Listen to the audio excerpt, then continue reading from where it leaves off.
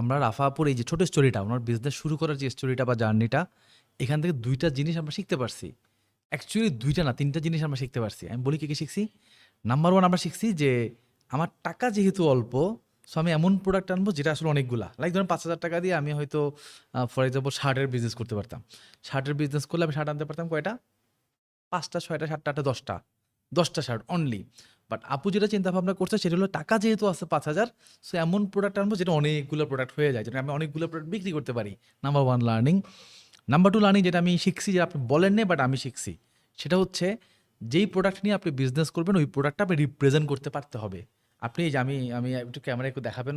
এই যে দেখেন আপু রিপ্রেজেন্ট করতেছে। সো উনি এমন প্রোডাক্ট সিলেক্ট করছে যেটা বেসিক্যালি উনি রিপ্রেজেন্ট করতে পারে এবং উনি সবসময় এটা পরেই উনি ঘুরতেছে।